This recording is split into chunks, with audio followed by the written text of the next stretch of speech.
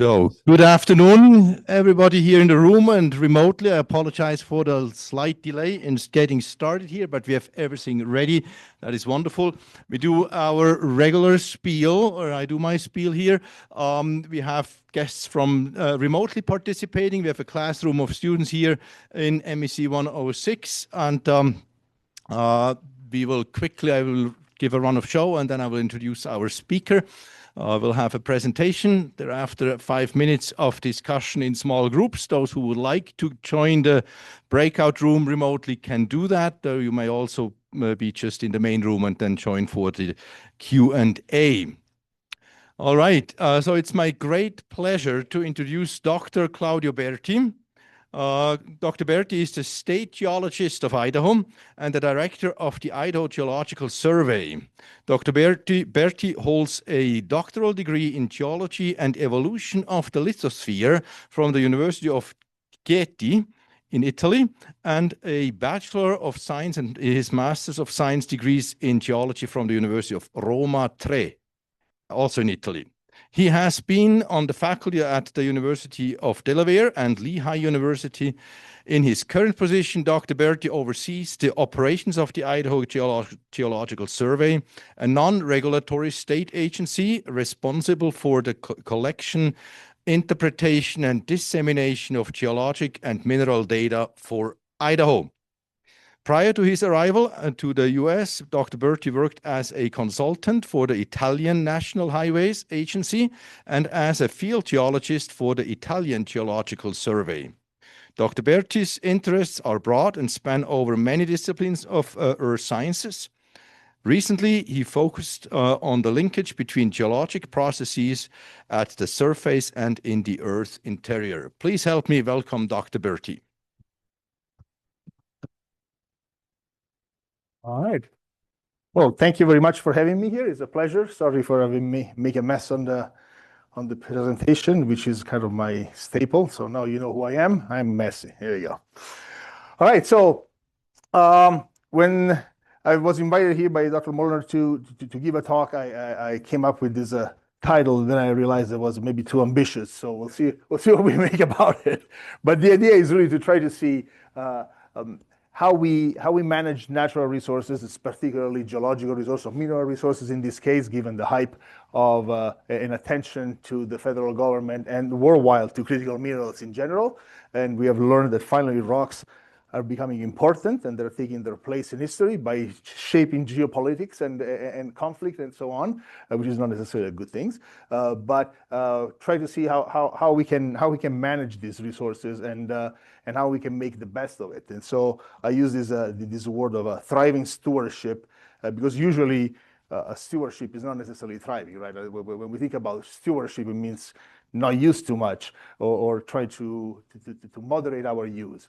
But on the other side, resources are important, and resources are what makes our lifestyle, it makes our success, makes our economy and society, and so it's good to be able to thrive on them in one way or another. And as a state, if I can bring a little bit of that perspective, it's also important to find a way that those resources support our state. You know that if you guys went to school in Idaho, you know that your education was paid by lumber industry, right? And the endowment land paid for the school for the various school districts. And so maybe there is a path forward in the mineral industry as well.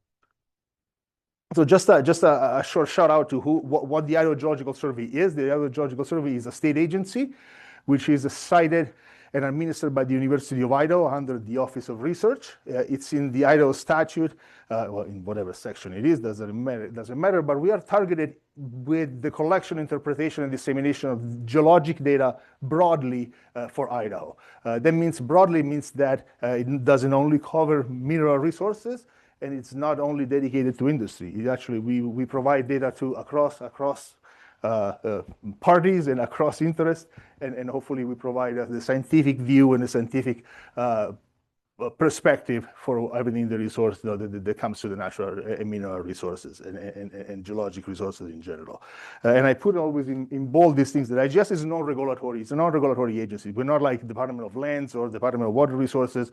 We don't issue permits. We don't stop a mining operation. We don't facilitate a mining operation. We don't facilitate a dam. We don't facilitate the removal of a dam. We provide the data that tells you what happens when you do something.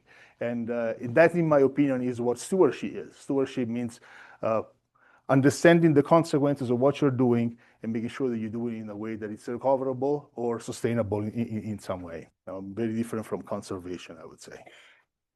So why we're here? I guess we are here because in 2020, the federal government finally came to the realization that there are resources that we need, and we have not been careful about it. And we are being dependent on many of those. And by the way, I may be saying things that you have already covered. And if that's the case, just throw something at me. So I stop and go to the next slide. And if something that I say that you are totally lost, just stop me on the spot, and I'm happy to entertain any question anytime. So anyway, in 2020, the Energy Act came up with this definition of a critical mineral or a critical material by saying that is some kind of material essential to the economy and the national security that is also has a very vulnerable supply chain. All right. Oh, perfect. Sounds good. Oh, thanks. Thank you very much. So everything that is a non-fuel, it's important for our economy and national security, and has a supply chain that is vulnerable to disruption, is a critical mineral. Interesting enough, none of those is a mineral. They're all elements. And then, as it turns out, elements make up minerals, but they're not minerals per se, which kind of is part of the complication, because it would be nice to have critical minerals, because it's easy to get a mineral. You can get it out of the rocks. And here is a nice crystal of quartz. That's a mineral. A nice specimen of specular hematite. That's a mineral. The problem is that we don't need the hematite. We need the iron in the hematite.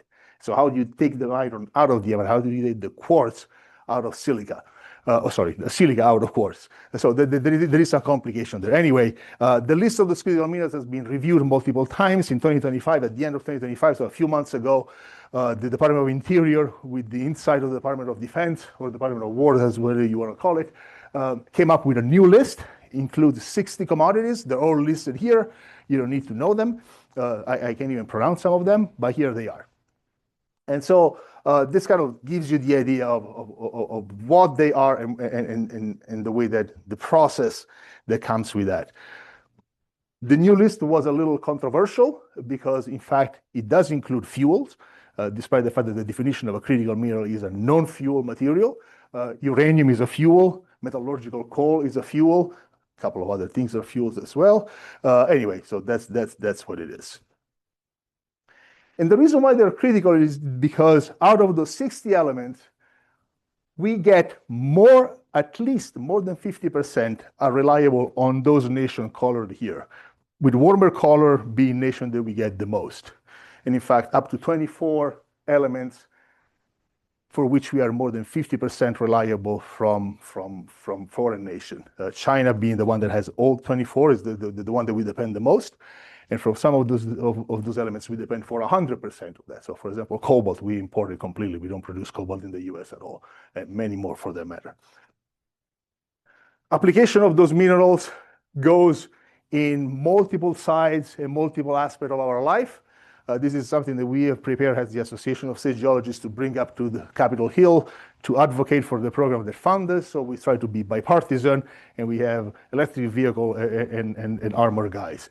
But truth of the matter is that the elements goes in both of those technology, and the elements come from various different places. And notice that in this map, cobalt comes from Congo. In the map that I showed you before, Congo is not listed at all as one of the importers. So this is actually something interesting, because the way that we drive the criticality of a mineral and the way that we drive the criticality of the relationship that goes behind the mineral, it's quite important. So of course, Congo is the largest producer of cobalt in the world by orders of magnitude. And you may have heard that Idaho actually has a pretty vast endowment of cobalt. It just pales in comparison of the DRC. The reason why it's not there is because people realized that Congo was a producer of cobalt, and it wasn't particularly a good guys.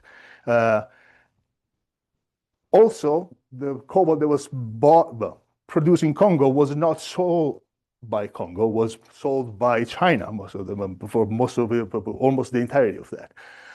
And so for various complicated geopolitical reasons, we don't import that anymore. One of the reasons is that the consumer base got upset about the fact that Congo was slave driver, child slavery, child labors, and they asked the manufacturer or electric vehicle, for example, to make sure that the cobalt was not produced in the DRC. So it's interesting how sometimes the power of the people can just change and drive the international relationship. This is also a little bit of a lie, because as it turns out, as cobalt as a commodity is brokered, means that we can't trace the origin of all cobalt. So this is a hopeful map.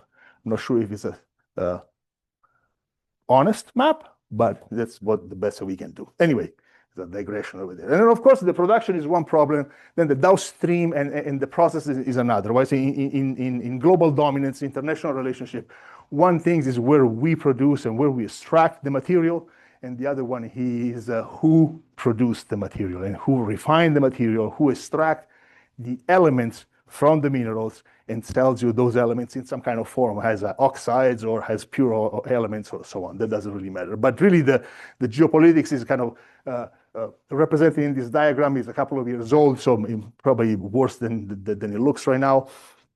But really it doesn't matter where you produce it. Ultimately, China is the nation that has pretty much the monopoly on almost the entirety of critical minerals in the world in general. This has been a trend that has been growing in the last 20, 30 years since we start tracking. This is a slide from the American Mining Association. And it shows that the trend of minerals that we have been depending for 30% or more has been really increasing constantly. And it has been increasing even in this last year. The US just released a couple of days ago the 2026 commodity assessment, and it shows that again this trend is pretty constant, it's pretty continuous in the uphill. How much critical minerals do we need? How much? Do you have a scale of a sense of how much stuff? How heavy is the material that we produce? When we think about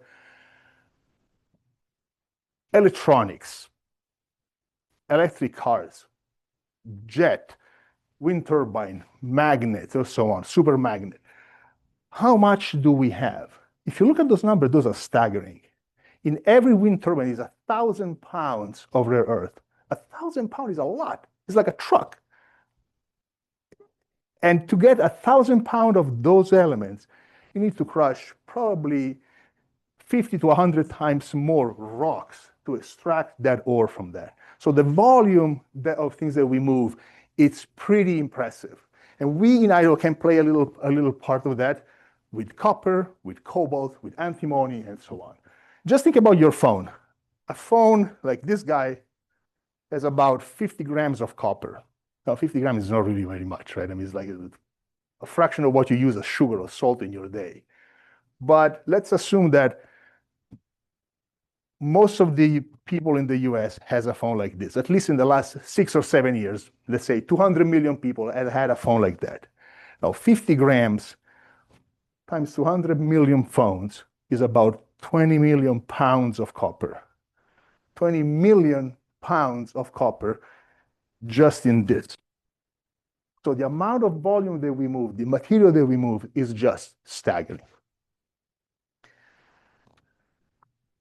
Not only the material that we move is staggering, the use is also completely changing. It's shifting constantly. We were discussing at lunch how much, in technology, 2 years, it's like an eternity. Things change on a daily basis, and we use an element today, and tomorrow we may not use it anymore, which is also why mineral and the understanding of critical minerals is so dynamic, because we don't know the future and the need of the future and what kind of solution we come up also to assess this problem.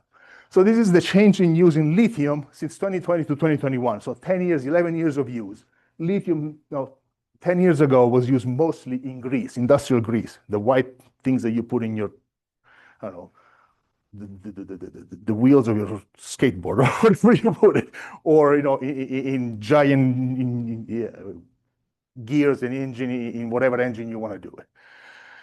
Today, lithium is mostly used for batteries. The need has changed and the need has grown. If you look at the poundage, we used to take about 5,000 tons of lithium for batteries. Today, we use almost 70,000 tons of lithium for batteries for the same use. So those things are changing constantly. In this graph here, which is pretty grim and ugly, it's the use and need of iridium, which is, by the way, not a critical mineral listed, to produce electricity through hydrogen cell. This is maybe a couple of years old, this slide, but I put it there just for the idea. To meet the 2030 energy target of the previous administration, we would need 130 gigawatt production of electricity from hydrogen. To do that, we need this level of iridium. To meet the, I think the 2050 energy target, we need this level of iridium, 10 times more. This dashed line is all the iridium that we can produce. So sometimes we put ourselves some goals that are just inachievable because we don't realize that we don't have the right material. And as it turns out, it doesn't matter how much mine we look, how much effort we put in prospecting. Iridium is not an Earth-based element. It's an interstellar basement. It was being, I hypothesize that it comes through meteorites. The layer of iridium are associated with the big dinosaur extinctions and some of those general disasters. So the Earth does not produce iridium. We take it from cosmic whatever, accidents. So we may not have enough iridium to do what we want, period. And so we have to come up with some other ideas. Anyway, so that's a long way around the block to kind of give you the image or picture of what means thinking about natural resources at large. And this is a snapshot of kind of volume comparison of what we produce between iron ore, which is by far the largest things that we extract from the earth, industrial minerals, and technological minerals. So the comparison is pretty staggering, right? When you look at gallium or cadmium or cobalt or vanadium, silver, gold, it's very, very little compared to the rest of what other things that we produce. And this is there for a reason, because here we'll show you that producing large volume of minerals that are valuable in some way, like iron ore, or you pick anyone else from this line on. Those are necessary to allow us to produce the critical mineral that today we need. Without those, we wouldn't be able to extract the one that we really need. And it's purely an economic reason. Because as I was saying, moving rocks and the concentration of rare earth and concentration of some of the technological or critical materials is so little in most of our deposit that you can't afford to just extract cobalt. You need to extract cobalt with something else. The something else pays the bill, and cobalt is what you need. And it's like that everywhere in the world. The large mining, copper mine in South America, the largest copper mine in the world, work this way. So it's not just critical minerals. It's also material that we used to pay and we use and has a pretty stable price. The largest mine of copper are in the high end is at the border between Argentina and Peru. Sorry, Argentina and Chile. Those mines are so remote that they use all the gold that they mine associated with copper to maintain the operation. So volumes and millions or billions of dollars are spent just to keep a road open. To get from Santiago to the nearest copper mine, it takes 3 days of dirt road. And those dirt road has to be constantly bulldozed kept open in the winter. Those operations are 24-hour, not 24/7 all year long. So the costs for those things are enormous. And so somehow we need to find out a way to make this economically viable. So the large producer of rare earth is one of the deposits in China, is right over there, is the Bayanobo mine. It is an environmental disaster. It's in the middle of nowhere, so nobody really cares. That mine is not a rare earth mine. It's a polymetallic deposit. It was discovered as an iron mine, and today happens to be the largest producer of rare earth with the largest recoverable reserves and production. And it will be like that probably. I doubt we'll be able to find an equivalent deposit of rare earth. But the poster child of rare earth mine is not a rare earth mine, it's an iron mine. And this is critical for us to understand, because the only way that we can make it is that the primary material makes it profitable, makes it economically doable. And then out of that economically valuable project, we can hopefully extract the commodity that we need. So bringing it back to home in Idaho, for example, some example that you may have heard about it would be the Idaho cobalt operation in Salmon for the cobalt extraction, and the Stibnite mine for gold and antimony in in the Salmon Mountain near McCall. It's called the Cascades.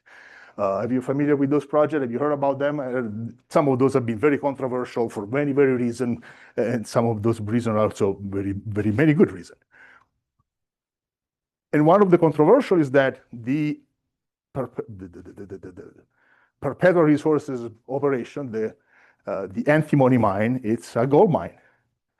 And some part of the population thinks that that's a bad thing because it's really a gold mine that is painted with some pink so everybody's happy.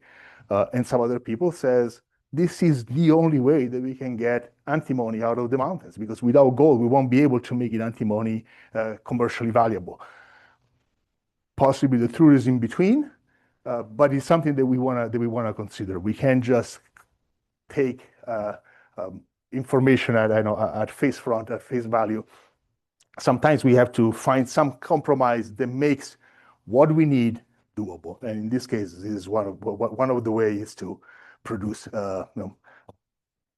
commodities that are commercially valuable and allow us to get the critical minerals, which as today in the US, they're not commercially valuable. You can't make money out of critical minerals. Just as a note, I'm not sure if you're familiar looking satellite image or aerial image. What you're looking over there in the top image is a satellite image of this series of mines. Those two blobs, it looks like eyes in the center there are open pit mines. Everything that is darker are tailing ponds and tailing facilities. The scale bar is 1 kilometer, so a little over half a mile. So look at the size of this operation. Those are like 3 miles long tailing piles and a mile wide, probably a mile deep holes in the ground to get the material that makes the monopoly of the Chinese in rare earth possible.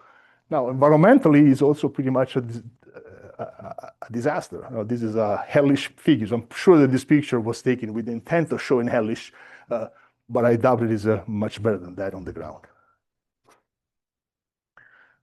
Now, if we come in the US, there has been, through this administration and through the previous administration for the matter, a really strong push in reshoring the mineral production and reshoring the economy of critical minerals to the US. So much that recently there was this memorandum setting budget priorities for agency, and one of the lines says, to unleash critical mineral, agencies should invest in R&D for the identification, characterization, and assessment of domestic material in the United States. Now, between establishing and reestablishing dominance and those three words, there are years, if not decades, in between. So for reestablishing our dominance that is needed today, in fact, it's needed yesterday, or actually it was needed 10 years ago, we have to start R&D in the identification of the deposit. This is a long way to come. So when we think about those processes, about those problems, and possibly even in the book that you guys are reading hints a little bit of that, there is an urgency in the message and the needs, which it's not really followed by anything that is actually applicable. There is a gap in time that we won't be able to fill anytime soon. There's a gap in time for research, there's a gap in time for exploration, there's a gap in time for workforce development, and this is just the reality of the fact. We are catching up, and we are trying to catch up as fast as we can, but compared to the nations that today have the monopoly or the predominance in this world, we are probably conservatively 25 years behind. So here comes Idaho. This is a very quick, simplified geology of Idaho. I'm not going to give you a geological lesson, but pretty much every color represents a different kind of group of rocks, which also comes along with a very long and differentiated geological history that comes from sedimentary bases that are 1.8 or 2 billion years old, up to rocks that have been erupted up to 10,000 years ago if you go to craters of the moon. So there's like 2 billion years of history and different environments, sedimentary rocks, granitic, mountain building, continental colliding, and so on. Possibly, if I have to say the most fun things about Idaho or the most interesting things about Idaho is that everything that you, oh, I should have done that, sorry. Good. Everything you see on this side, which is your left side of the screen in light blue, it's not North America. It's everything that has been stuck on North America with collision of little chunks of pieces of ocean or volcanic art, things like Japan slamming on North America at some point, very similar to what is happening today with, in California, for the matter. You may have heard that California is not America, which we knew that. But also geologically is actually separated. Is separated by North America. And so, in fact, is Washington and Oregon, as it turns out, and a little bit of Idaho, too. Those are not continental cratonic North America. Those are terrains that have been attached to Idaho through about 100 million years of history. The pink blob in the center, it's a very famous accident in geology. It's called the Idaho batholith. It's an intrusion. It's very something similar to what the Sierra Nevada is today. Is the root of gigantic batholith, and it's now sticking there. And it represented the suture between the cratonic continental North America and whatever it's attached there, we call the terrains. Anyway, and then lava flows coming in at all sorts of time in the geologic history and so on. This variegated, various, complex geologic history gives Idaho a pretty rich endowment in mineral resources. Idaho is called the gem state, not because of the extraction, by the way, but still, if you heard this built before, and the Idaho flag, there is a miner. So mining and rocks and resources is a pretty long tradition for Idaho. And if you go back to the list of the critical minerals, this is where we stand. In black, we don't have it.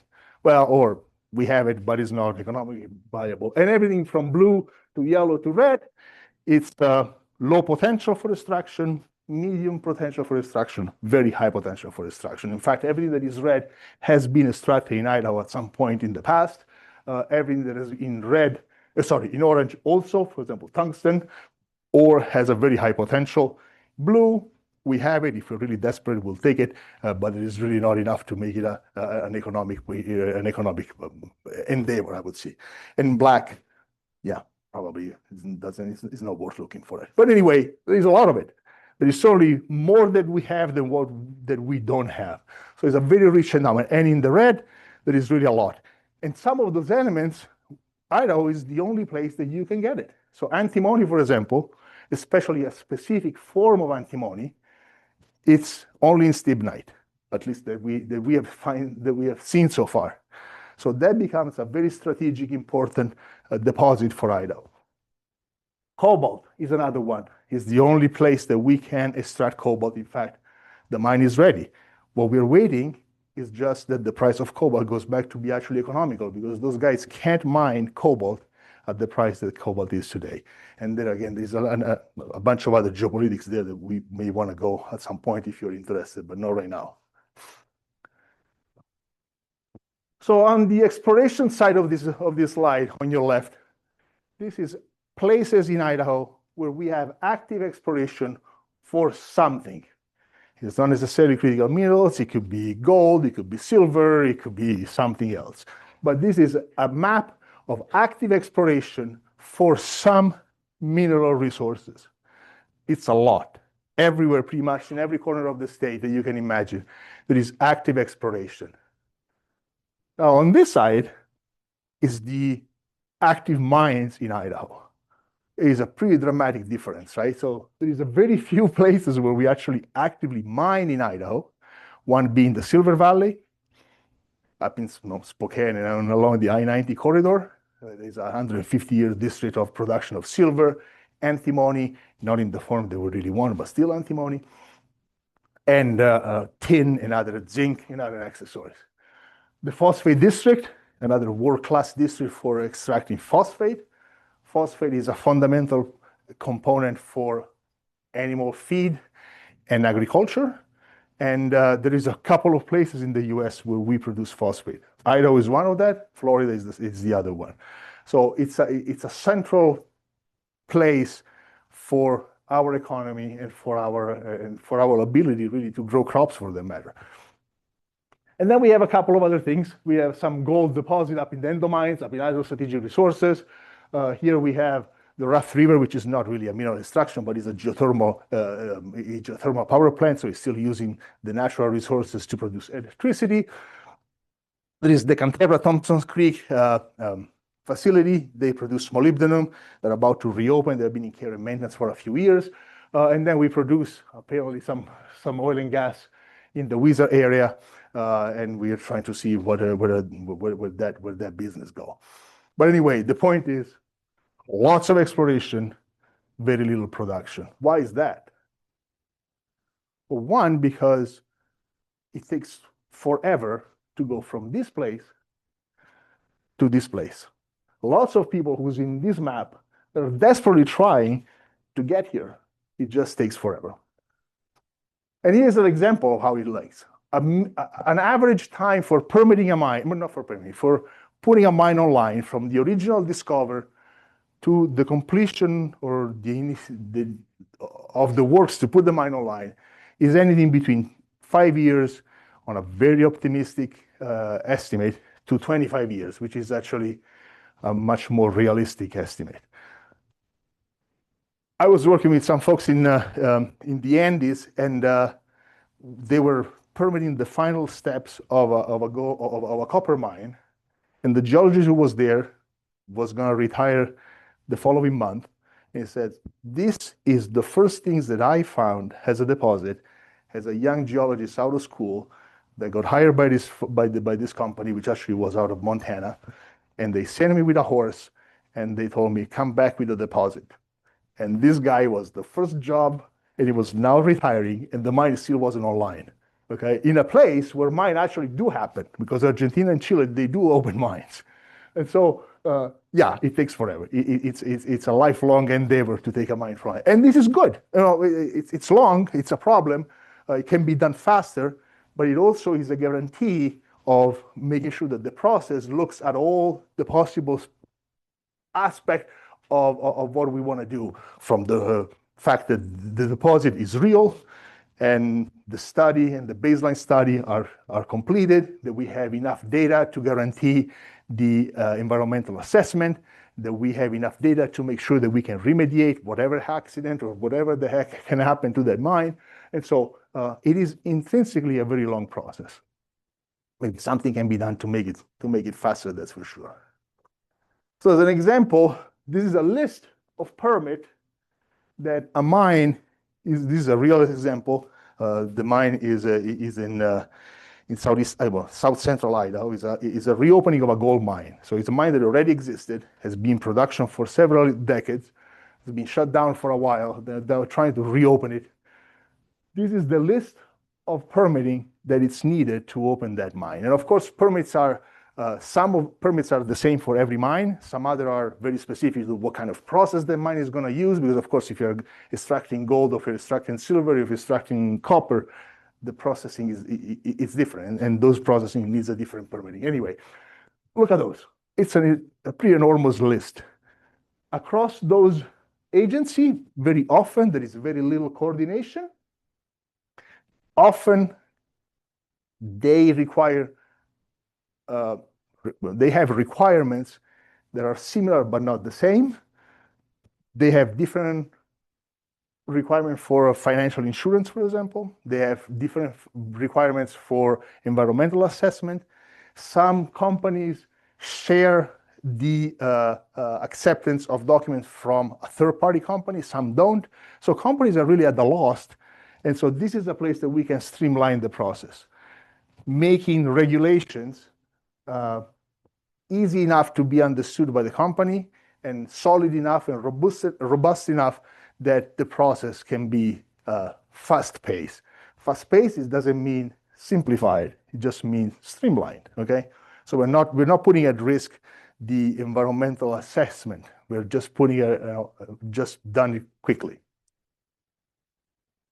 So the survey does something for that, and we try to do our work in support of all of those, in support of the mining company that want to enter a district, in support of the regulatory agency that needs the data to emit and produce those permits, to the NGOs that want to do the watchdog work and making sure that the company do their work and they don't go on a tangent, and that everything is produced. So we're joking at lunch and says, no, our data are used by the mining company, by the legislator, and by those that sue them. So that's why you're sure that you are kind of impartial, I guess, if everybody can use your data. And that's very important for us. This is what we need to do. The state needs an authority that does exactly this one. So we do a lot of geologic mapping.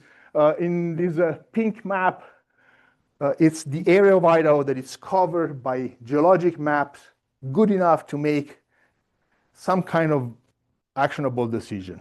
You can see that it's less than 50%. There's more than half of our territory, in fact, about 40% is covered. So 60% of our state is not covered by enough geologic information to make a decision. And guess what? Some of those operations, some of this exploration is happening in areas that we don't have enough data to produce informed decision on what's the future of that mine is. So that's not a good place to be. Because of the hype of the critical minerals from the federal government, there's been a lot of funding. We incremented our footprint in some specific areas. So here, for example, is a bunch of maps that we have been concluded in the Salmon area. For those, this is kind of at the border between Montana and Idaho. For those who knows where we are, Salmon is kind of in the middle of the map right there. In this blue dashed line, this is the Idaho Cobalt Belt. Is where most of the cobalt in North America is concentrated. There's a lot of exploration and possible production. The red dots are all the areas along the Lemhi Pass and in Mineral Hills where we know there is concentration of rare earth. So those are places that exploration is focused on finding rare earths. There is some complication, as one given that Lemhi Pass is also very rich in thorium, which is known to be very radioactive, which is not a good thing when you're trying to dig stuff out of the ground, and it creates a lot of sort of environmental problems. Again, this is some kind of the information that we provide. This is a sketch of a geologic map that we have done along the Salmon River. This is kind of just north of Salmon, kind of when the Salmon River is kind of going down toward Riggins. This is an area where there are some occurrence of carbonatites, which is a very weird rocks. But to give you an idea, carbonatites are the rocks that we mine in Mountain Pass. If you have read or you will read that in the book that you are looking at, Mountain Pass is the only rare earth mine in North America. It's a big carbonatite deposit. We have some in Idaho. We're trying to make some sense of it, whether those are going to be economically valuable or important in the large scheme, or is just a geologic whatever. curiosity. Oops, the other way. We're also trying to bring attention to Idaho by providing avenues from the federal government to acquire regional data set. Those are footprints of areas both to the north in the Silver Valley, in the Cuddy Mountains area between Idaho and Oregon, where there is a big discovery of a porphyry copper. There's a copper deposit in this area, and then cobalt and rare earth in these other areas. Those surveys are done through remote sensing. Is something that you hang under an helicopter in Idaho just because of the topography, and they collect magnetic signals and radiometric signals, and the combination of those things can give some information of where the deposits are and where the next deposit can be. We've also been doing some geochemical characterization of large district. This is a work that we've been done in the phosphate area in collaboration with 3 of the surrounding states, looking at the Western Phosphate Basin, which is one of those large areas where we produce phosphate. Idaho is the state that produces the most, but there's some production in Utah as well, and some little production in Montana. We're trying to make sense of what is the phosphate basin, why it's there, what is the geology, and most of all, why the phosphate in this region seem to have an enrichment in rare earth. So there's not just phosphate, but somehow the phosphate seems to be able to trap those rare earth in their crystal structure, and we were trying to figure out why. 1, because we want to know how to get it out of it, and 2, because we want to learn something of the process so that we can find that somewhere else in the world as well.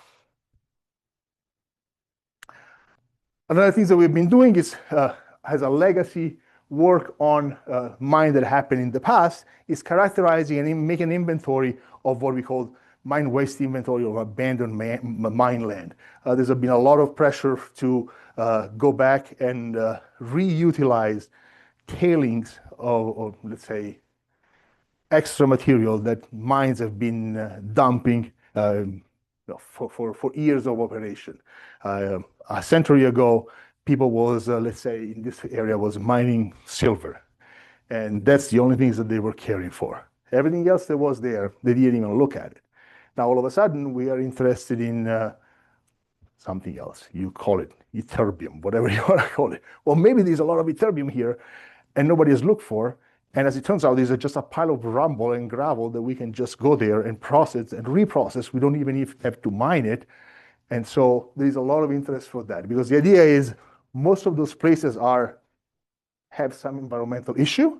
And so maybe we can get 2 birds with a stone by fixing the environmental issue and also extracting something that we have use for. So it's something that we have been doing. We know for sure that there are places in the United States that's a viable option.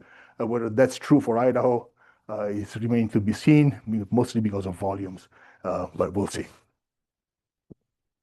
And then, of course, we collect all those data and we try to deliver them to the public. Our mandate is to deliver for free everything that we collect and to deliver to the public everything that we collect. We can't hold anything proprietary. We can omit any data from our reports. Everything that we do has to be published, and people has to be able to grab it for free.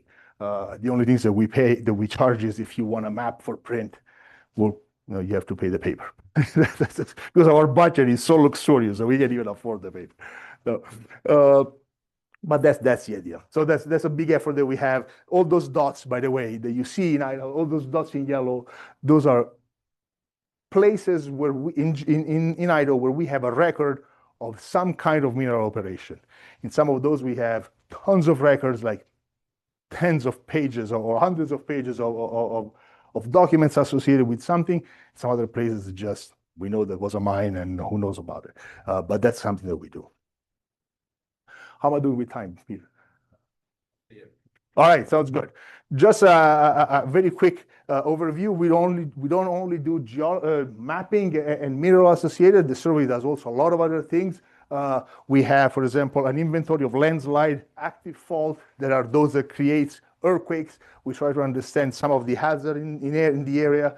We are instrumenting the state with seismometers. Those tells us something about earthquake, but it also tells us about something about mining and about oil and gas exploration, about hydrogen exploration, about injection from those environments. You have heard about all the earthquake that happened in Oklahoma because of the re-injection of the drilling fluids. Maybe not, but that's what happens. People re-inject water in the depth of the crust, and all of a sudden earthquakes start popping out. Well, as it turns out, if you don't look before you start injecting, you don't know what happens after. No?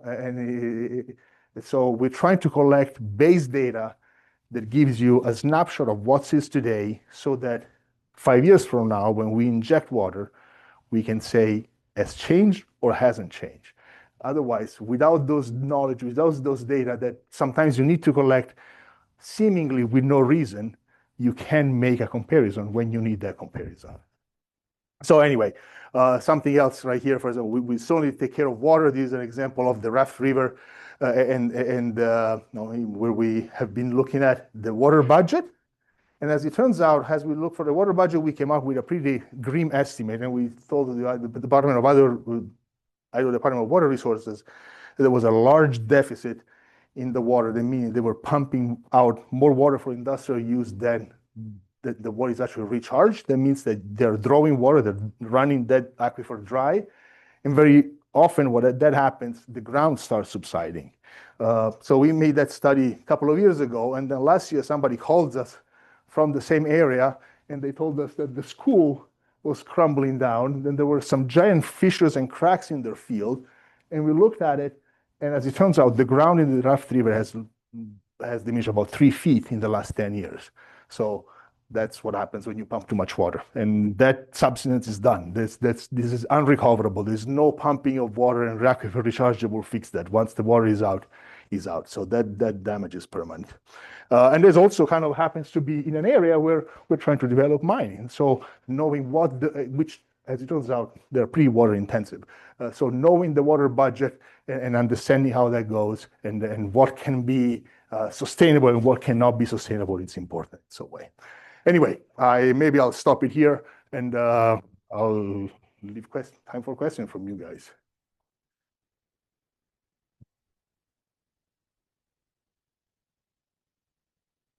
Wow, now we know a lot about our state, but we haven't known what is in our ground. We give our speaker a few minutes rest, as always, and discuss a few questions, but I have to say I did not pull them up. Would you quickly mention the questions that you have? Or sure, we can pull them out, I guess. Do we? Yeah, let's see. I'll remember the question. That's great. Yeah. Fantastic. All right, so let's do this. Here they are. Take a few of those questions, start talking at you in your teams. And we'll take 5 minutes for that. Discuss whatever you have heard today, and we'll be back in a few minutes for a Q&A for our speaker. All right, let's get back and open up the floor for questions for our speaker, Dr. Berti, and I will hand this mic over to the middle of the room. So now we have 2 mics. That's because of us doing this activity. We got the second mic into the room. That's awesome. And who would like to go first? Yeah. Do you think that the U.S. will need to make the permitting process easier if they want to become less reliant on importing materials? Yeah, that's a good question. Yes, although I would probably want to comment on what easier may mean, right? Easier can mean a few things. One is simpler or not as thorough, and that's something that we don't want. We want a process to be thorough, to be safe. We want to make sure that we don't do the replica of the DRC or whatever disaster that happens. And for the matter, to be fairly honest, we don't want to make the mining of the 20th century the same mining of the 18th century. We know the disaster that have been happened, and that's not what we want. But the process needs to be clear, the path has to be straightforward, and has to be robust. And robust means that in some point we need to come to a decision that is final, right? And so whether the decision is no, it's no. If the decision is yes, it's yes. We can have a process where the decision is yes, but 2.5 years from now, no. That's just creates enough confusion and uncertainties that the industry will simply not want to invest in, well, in Idaho for sure, if we are talking about Idaho, but in the US. And we know in the US, the states that are better mineral jurisdictions, they have a pretty robust environmental process and permitting process, but is also streamlined. And so facilitating that, I think it will be important. Facilitating the way that industry can get those permits. That doesn't mean that they have to get the permit, but if they can get it, they should get it in a way that is a little faster. And you know, otherwise, it's just economically impossible. Like, you know, places, you know, example like Perpetua, they've been on the permitting process for about, I think, either 8 or 10 years, if not more. That means that for all that time, you have been invested tens or hundreds of millions, and now you're sitting on it, you know, without being able to make a dime out of it, having to maintain your personnel, convincing the investor that this is actually going to happen at some point, yet not being able to do anything. And that's complicated. So Idaho, for example, in 2022 was ranked number 7 as worldwide jurisdiction. Number 7 is pretty good worldwide. 2 years later, it dropped about 40 places just because of the perceived uncertainties in the permitting process. Not because of the regulations, but because of the fact that despite the regulations are there or have been even facilitating, the uncertainties was too high. So that's for the industry, that's certainly a major problem. Now, I'm not, as I said, I don't really have a dog in the fight, but if we want to try to do that, we need to facilitate it. You know, the only dog that I have in the fight is being reasonable. You know, and so unless I want to stop using any technology, I am well aware that we use those materials. As I said, we have 20 million pounds of copper just in our phones. So we got to get it somewhere, right? And so I think it's better to get it in a place that we can guarantee that it's socially ethical, extracted, environmentally responsible. This with all the knowledge that accidents do happen, and that's nothing that we, you know, well, there's a lot of we can do. We can prepare and make sure that they don't happen, but there is always a risk.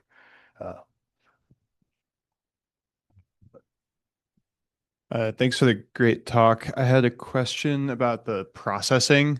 So if we bring all of this mining, or if we open all these mines in Idaho, does Idaho specifically or like regionally, do we have the capacity to process all of that raw material?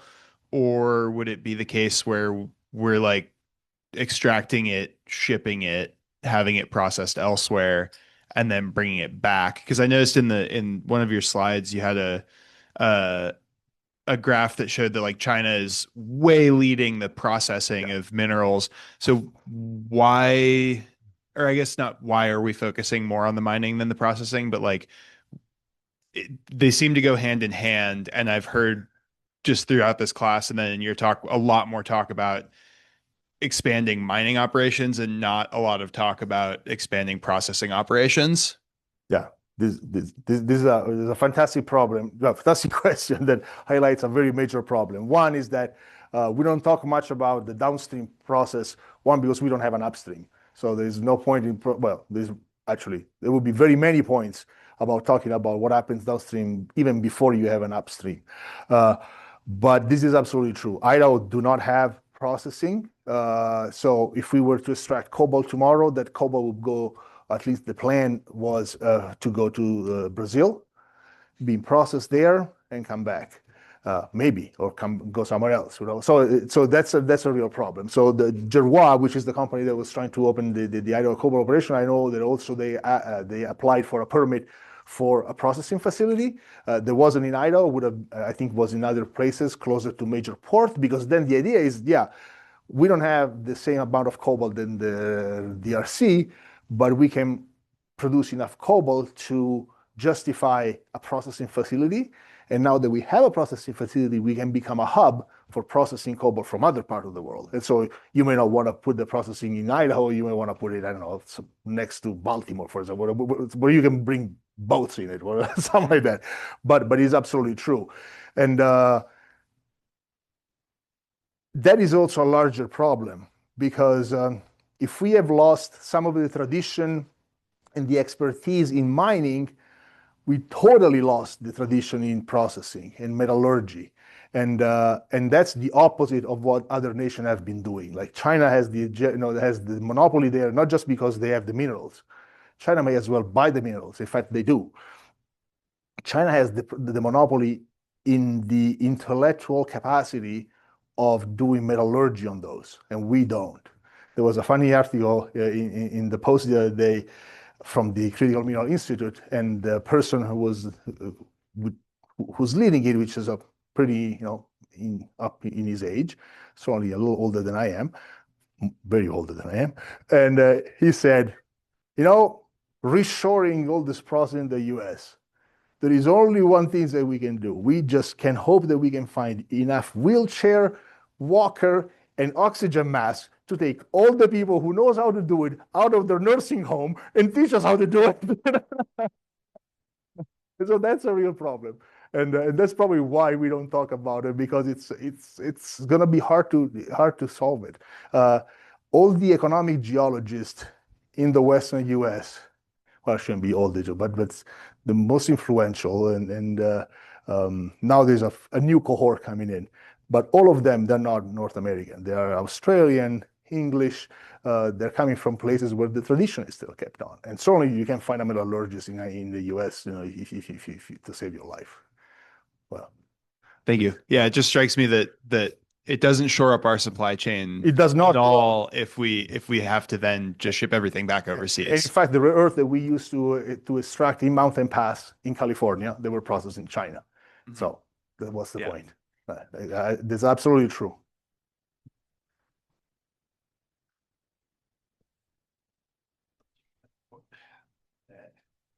Thank you. Hi. Yeah. Okay. So when discussing the Democratic Republic of the Congo and about how we've apparently tried to shut off imports from there, do you think I just saw this in the news today, like an American PMC head, Eric Prince, was over there helping whatever the established government is put down rebels to try and establish dominance over the cobalt mines. Do you think with that, one, they would be able to establish an ethical standard, and two, would we want to go down that path to shore up our supply of cobalt? Well, that's a little bit above my pay grade, I guess.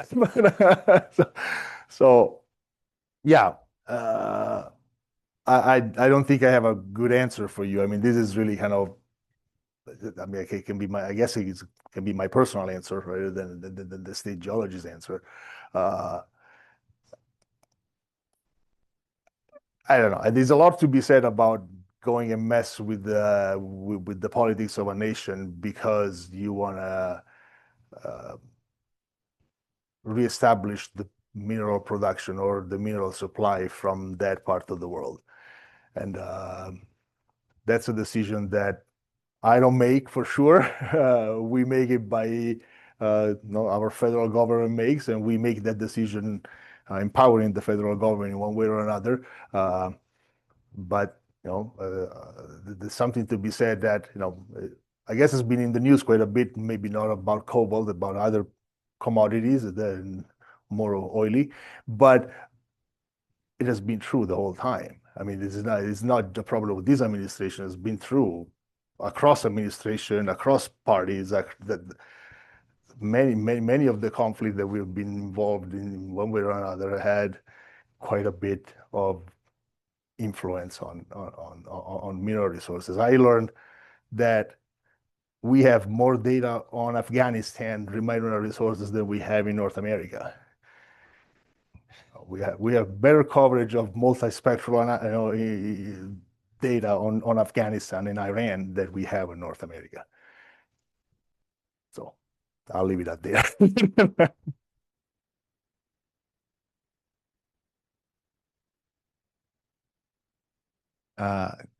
Thank you, Dr. Molnar.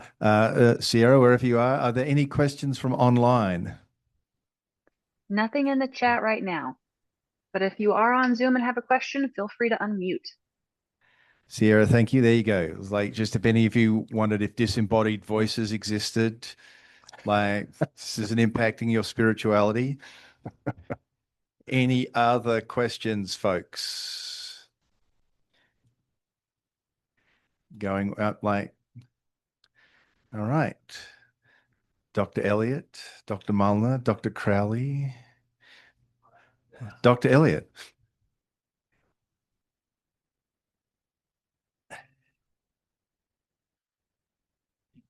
Crowley. You showed a slide that had a really interesting graphic on it of maybe a legacy gold mine, and it showed maybe heat map for where expected deposits are or were. So, and I've often thought about this question where, like, how well defined are deposits in this era, and you know, is the precision there, or is this as you mentioned before, throwing your hat and digging or something? Yeah. There is a lot of precision, so there's a lot of accuracy, but it also requires a lot of data. And so the heat map that you were showing, the Sony was kind of showing kind of concentration of gold in those abandoned pits.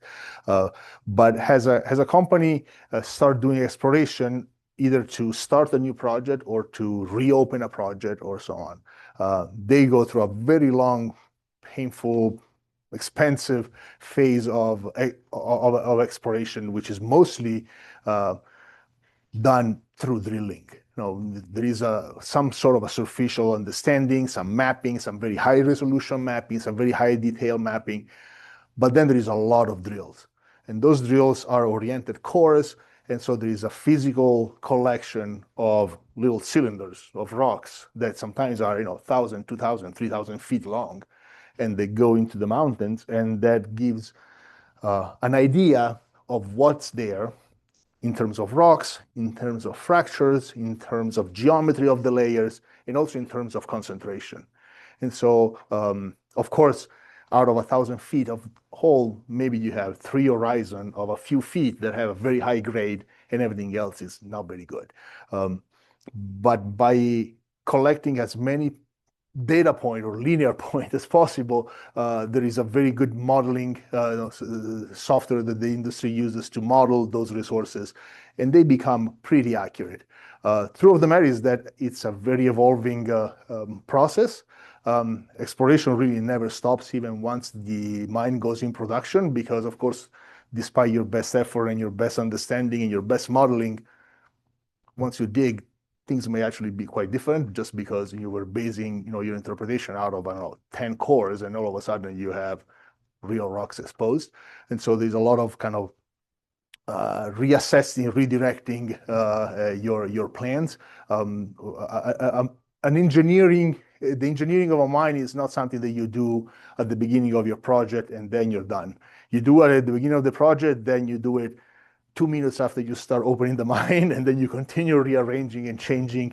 And so the plan that you were thinking of going, let's say, in that direction for 300 feet, all of a sudden have to change, and because there was some accident that you couldn't foresee in the exploration phase. So there's quite a bit of readjusting. But the estimation, especially once you go into production, it's pretty darn good. And at the exploration phase, there is also a lot of wishful thinking, I guess, mostly because you have to kind of get people excited about it, and so you put up your best guess. It's not a totally wacko guess, but it's your best guess. You're not gonna say, "Oh, this is horrible, don't come here." And it's funny when you see, and you can go and see some of those. Many of those companies have those releases, and so those 3-dimensional things are actually pretty visible. This is from Liberty Gold, the Black Pine project. They have a wonderful presentation, and it gives you a really kind of understanding of the 3-dimensional of their body. And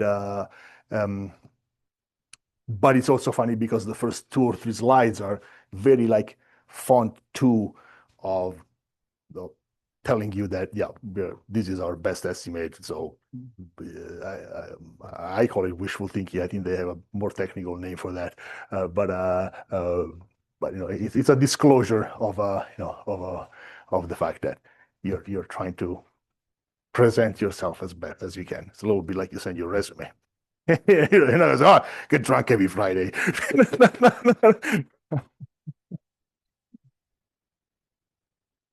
I had a question regarding the budget deficit in Idaho and how that's affecting mining and mining policy. And if you had any insight on what the future looks like right now as budgets are being cut or tied back.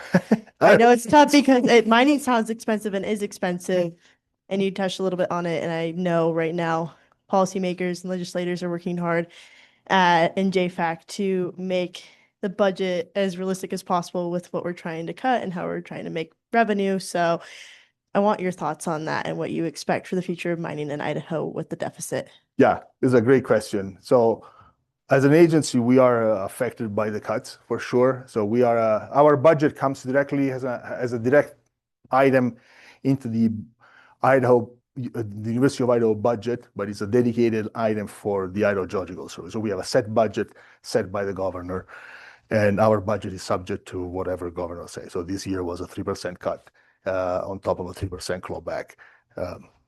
Thanks. And a possible 2% additional to it. So for us, it's quite intense. 3% doesn't seems like much, but if you start with not much, 3% is a lot. The survey has $38,000 annually for operation. $38,000. When you have 20 people running around the state, it's about a week. In fact, it's less than a week. The 3% cut plus the 2% cut, it's 42 plus 28. So it eliminates all our expenses and then cuts out into our personnel. That means that if it's really going on, we'll have to cut a position of some kind, which again, it's counterintuitive with the fact that everybody says, go look for minerals, let's do it right now. But no funding, sorry guys. And this is not just the state of Idaho, this is everywhere, by the way. It's the federal government as much as. So there is a total disconnect in what the administration says we need to do and what the agency are empowered to do. There's a super disconnect there. And it just seems to be everywhere, unfortunately. Now, for the mining industry, that means that they may lose resources from the survey, from our perspective. They may lose resources in the permitting agency. I know there's a lot of folks in the permitting agency which say, well, I can't do the job this way, I'm quitting.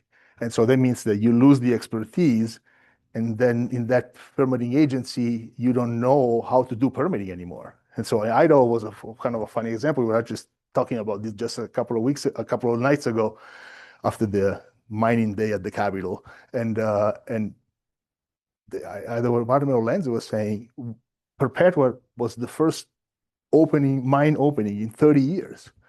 There was nobody left in our agency from 30 years ago that knew how to do it, right? And so cuts and losing possibility or operations and in an agency are possibly more impactful than just the loss of resources. It's just not the financial resources, but not just the financial resources, but it's also the personnel resources, and that becomes longer times, uncertain process, and all the things that we were discussing. But for the mining world, the ability of reopening a mine, it's major. And it should be major for the state as well. And so I had a few interactions with some of the legislators, and the point that I was trying to make, and I know it's not particularly Idahoan, those are businesses that require a lot of capital to start. But when they hit, they also make a lot of capital. And so the way that my perception is that from the legislator perspective, the idea is we should invite the industry in the district by cutting red tapes, cutting regulations, and providing an easy fiscal regime. And to me, that's not the way of doing it. To me, it's don't cut regulation. Streamline the regulation so that the process is understandable. But you need the regulation because those regulations are important.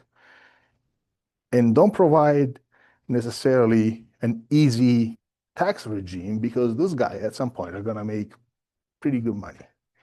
And the state can use those money. And in fact, can use this money to facilitate the next operation. It can facilitate higher education to reshore the